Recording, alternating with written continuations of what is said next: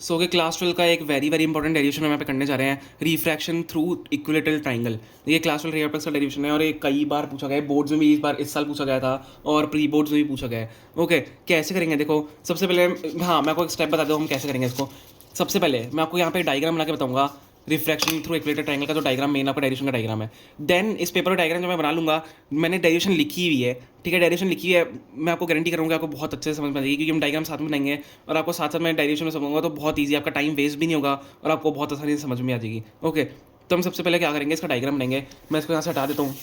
यहाँ पीछे मैंने डेरिवेशन लिखी हुई है, लेकिन सबसे पहले डायग्राम पे ध्यान देना, डायग्राम इंपॉर्टेंट है, ठीक है, ध्यान से देखना डायग्राम को। सबसे पहले हम क्या करेंगे, एक इक्विलेटर ट्राइंगल बनाएंगे, जो कि हमको बनानी है ऑब्वियसली। तो इक्विलेटर ट्राइंगल मैंने यहाँ पे बना दिया, ठीक है, ये इक्विलेटर ट्राइंगल मैंने बना दिया। अब हम क्या करेंगे, देखो हाँ, डायग्राम सबसे इंपॉर्टेंट होता है, इसलिए आपको डायग्राम क्लियर बनाना है। सबसे ये भी होता है कि आपको डायग्राम देख के ही टीचर मार्क दे देता है, ठीक है। तो ये भी डायग्राम हम बनाएंगे, अच्छा बनाएंगे। ए बी सी मैं इसको नाम दूंगा ट्राइंगल को, ठीक है। ट्राइंगल को ए बी सी नाम दे दिया। अब हम क्या करते हैं, हमेशा ट्राइंगल में हम इंसिडेंट रे लाते हैं। इंसिडेंट रे यहाँ से आएगी ऐसे, और ऐसे इसका अंदर जाएगा पाथ, और ये रिफ्रैक्ट हो जाएगी, ये रिफ्रैक्ट हो जाएगी, ठीक है। तो ये हमारी इंसिडेंट रे है, ये हमने यहाँ से कपात करा और रिफ्रैक्ट हो गई। अब यहाँ पे हम क्या करेंगे, हम नॉर्मल बनाते हैं। आपको पता होगा, जो अपने प्रिज्म के आपके प्रैक्टिकल भी करें आप फिजिक्स में, तो यहाँ पे, और आपका होगा, अगर नहीं करें तो प्रैक्टिकल होगा फिजिक्स का, ठीक है, प्रिज्म वाला। तो यहाँ पे हम नॉर्मल बनाते हैं इसमें, ये नॉर्मल बनाई, और यहाँ से भी एक नॉर्मल बनेगी, यहाँ से भी एक नॉर्मल बनेगी। तो ये जो पॉइंट हमारा आया, इसको क्रॉस कर देते हैं, ये जो हमारा पॉइंट यहाँ पे आया उसको हम यू नाम दे देते हैं, ठीक है, ये यू पॉइंट है। ये सब छोटी छोटी चीज़ें ध्यान रखना, ये हर काम छोटी छोटी चीज़ें काम आती हैं। ये नॉर्मल है हमारा। अब देखो यहाँ पे कौन सा एंगल बनेगा, इंसिडेंट एंगल, ये तो आपको पता होगा। और यहाँ पे क्या बनता है, देखो प्रिज्म में हमेशा रिफ्लेक्शन का एंगल नहीं बनता है, यहाँ पे एमरजेंट एंगल बनता है। तो एंगल ऑफ एमरजेंस यहाँ पे बनेगा ई। ओके, अब हम यहाँ पे क्या करेंगे, देखो ये जो इंसिडेंट एंगल का जो पाथ है, इंसिडेंट एंगल का जो पाथ है, और उससे पहले रुको मैं नाम देता हूँ यहाँ पे, इसको क्यू नाम दे दो, ठीक है, इस पॉइंट को क्यू नाम दे दिया, ये वाले पॉइंट को, यहाँ पे जो ये पॉइंट है, ठीक है, दूर लिखा है मैंने जानबूझ के, और इस पॉइंट को मैंने आर नाम दे दिया, ठीक है। ये आर पॉइंट है, क्यू पॉइंट, आप अपने हिसाब से कुछ भी नाम दे सकते हो, लेकिन जो मेरा वाले हैं वो ईजी आपको समझ में आ जाएंगे। इंसिडेंट एंगल क्या करेंगे, जो इसका इनिशियल पाथ है उसको हम ट्रेस करेंगे अंदर की तरफ। आपको पता है, ये भी करते ही थे हम, जो हम डायग्राम बनाते थे। अब ये मैंने इनिशियल पाथ हमें ट्रेस कर दिया, और साथ ही में हम रिफ्रैक्टर सॉरी एमरजेंट रे का भी पाथ पीछे की तरफ ट्रेस करते हैं, ठीक है, अंदर की तरफ। तो जब पीछे की तरफ आप ट्रेस करोगे, तो इस स्टेप पे यहाँ पे आके रुक जाएगा ये। और आपको पता है यहाँ पे क्या बनता है, यहाँ पे कौन सा एंगल बनता है, इन दोनों के बीच में कौन सा एंगल बनता है, angle of deviation. Angle of deviation याद है आपको, ऐसे इसका हम बनाते थे, एंगल ऑफ डेविएशन का जो सिंबल होता है। यहाँ पे आप एंगल ऑफ डेविएशन को मार्क भी कर सकते हो अगर आपको करना है तो, एंगल ऑफ डेविएशन, ये हमारा एंगल ऑफ डेविएशन है। अब देखो यहाँ पे क्या करेंगे, हम इस पॉइंट को पी नाम देता हूँ मैं, ठीक है, ये वाला जो पॉइंट है, ये वाला जो पॉइंट है, इसको मैं पी नाम देता हूँ। यहाँ पे नेमिंग की बहुत ज़्यादा जरूरी है। अब इंपॉर्टेंटली आप एरोज बनाना मत भूलना सबसे पहले। और अब हम करने जा रहे हैं मेन पार्ट, ये आई है, ठीक है। तो ऑल्टरनेट इंटीरियर एंगल होगा अंदर, sorry vertically opposite angle. Vertically opposite angle I का कैसे बनेगा अंदर, पूरा, ये पूरा आई बनेगा, पूरा ये आई बनेगा, समझ में आ गया, ये पूरा आई बनेगा यहाँ पे। तो मैं यहाँ पे पूरा आई बना देता हूँ। अब इसके अंदर भी कुछ चीज़ें होती हैं, देखो ये आई मैंने बना दिया, यहाँ पे भी ऐसे इसी तरीके से ई बनेगा। देखो यहाँ पे आई मैंने बनाया, ये नीचे वाला पार्ट हम क्या ले रहे हैं, यहाँ पे R1 लेंगे। क्यों लेंगे, वो लेना पड़ेगा हमको, क्योंकि डेरिवेशन में ऐसे ही करना है। R1 हम यहाँ पे ले लेंगे, या मैंने R1 लिया, तो ये जो ऊपर वाला एंगल है वो हो जाएगा, वो क्या हो जाएगा, ये जो ऊपर वाला एंगल हो जाएगा, ये वाला एंगल जो हो जाएगा, ये एंगल क्या हो जाएगा, ये क्या हो जाएगा, I-R1 हो जाएगा। ये पूरे में से ये R1 ही तो माइनस हो रहा है, I-R1, तो I-R1, ये यहाँ पे एंगल हो जाएगा I-R1। सिमिलरली इसी तरीके से हम यहाँ पे ई लेंगे,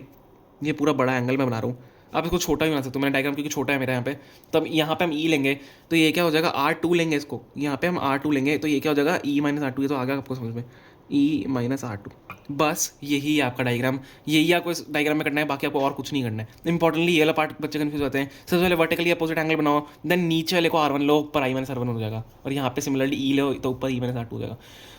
ये डायग्राम है, आप ध्यान से इसको देखना, हम बहुत सारी चीज़ें यहाँ पे करने वाले हैं, ठीक है। डायग्राम के साथ देखते हैं। देखो हम सबसे पहले लेंगे हमारा क्वाड्रिलेटरल AQUR। AQUR कहाँ पे, AQUR, ये दिख रहा है क्वाड्रिलेटरल आपको, डायमंड शेप का, काइट टाइप सा शेप है। तो क्वाड्रिलेटरल में लेंगे, क्वाड्रिलेटरल में हम क्या करेंगे, ध्यान से देखना, यहाँ पे देखो ये एंगल ए है, सॉरी यहाँ पे मैंने एंगल नहीं बनाया, ये एंगल ए है हमारा। एंगल ए जब यहाँ पे हो जाएगा, और यहाँ पे देखो ये क्या है हमारा, ये क्वाड्रिलेटरल में हमेशा 90 डिग्री होता है, ये दोनों साइड्स 90 डिग्री होती हैं, ये मैं आपको बनाऊँ कैसे आपके लिए, देखो यहाँ देख लो इस डायग्राम में,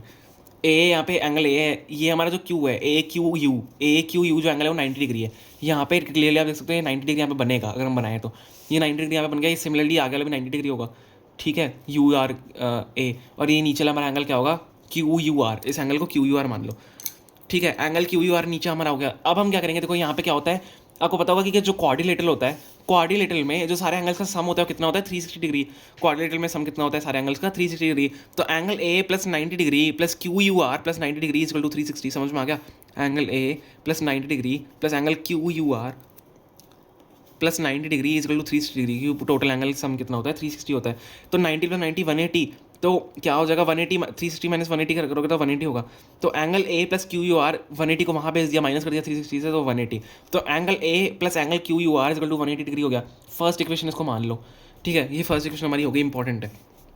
क्योंकि इसी इक्वेशन से हम अगला क्वेश्चन अगला हमारा ट्राइंगल करेंगे। अब लेगो triangle Q U R, triangle Q U R, triangle Q U R इसमें लेंगे, तो यहाँ पे देखो नीचे ध्यान से, ये R1 लिया था हमने नीचे वाला पार्ट, ये देखो आपको R1 दिख रहा होगा, आई हम पूरा नहीं ले सकते इसमें, ये हमने यहाँ पे R1 लिया है नीचे वाला पार्ट, इस ट्राइंगल को देखो, बस नीचे वाला ट्राइंगल को इमेजिन करो, यहाँ पे R1 है, यहाँ पे R2 है, और यहाँ पे एंगल क्यू यू आर है, तो क्या बनेगा हमारा, ये देखो इस टाइप का कुछ डायग्राम आप बनाओगे, और ये डायग्राम भी बनाना साथ साथ में इंपॉर्टेंट है, R1 प्लस R2 प्लस, अब ट्राइंगल में क्या होता है, ट्राइंगल में सारे सम का साइड क्या होता है,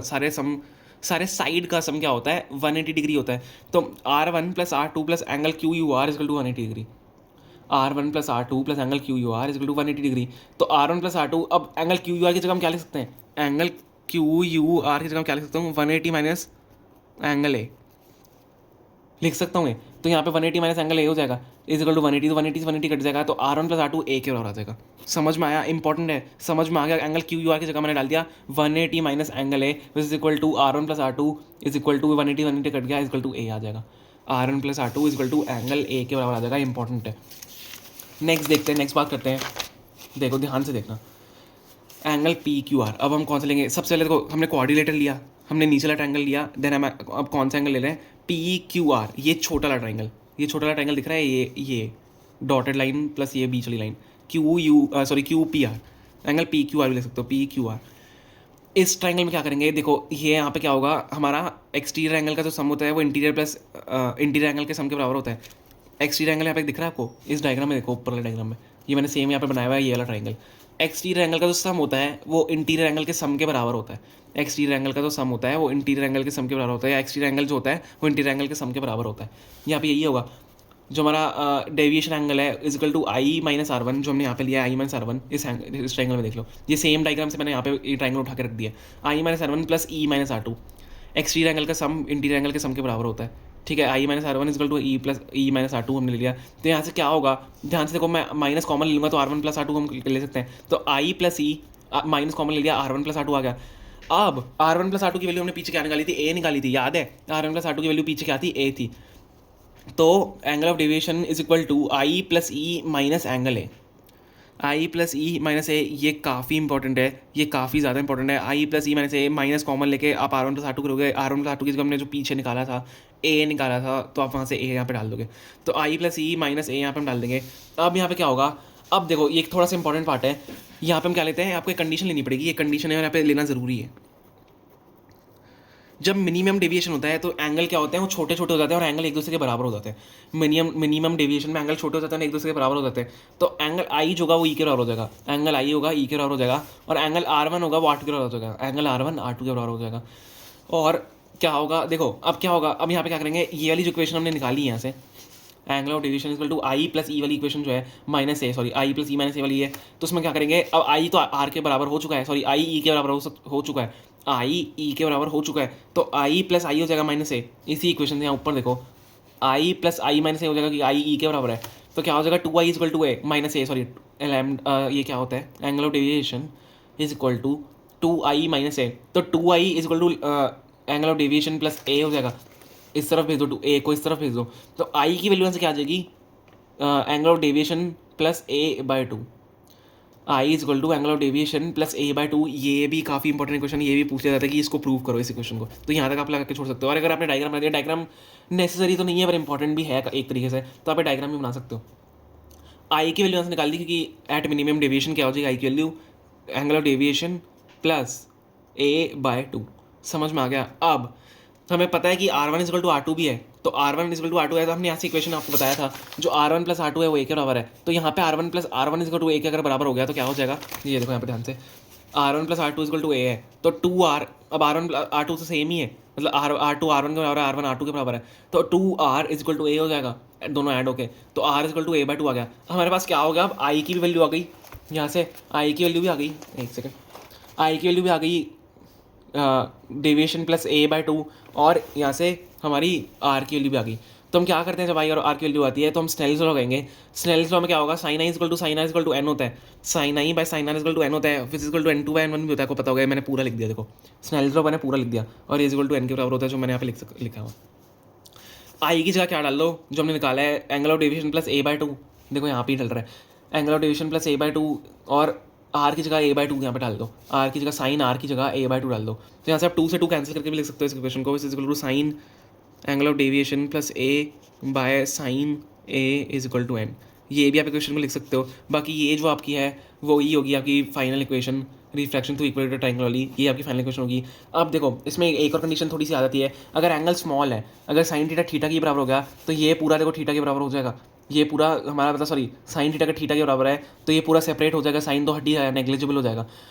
तो angle of deviation plus A/2 equal to upon A/2 equal to N हो जाएगा, तो यहाँ से 2 से 2 कट ही रहे, तो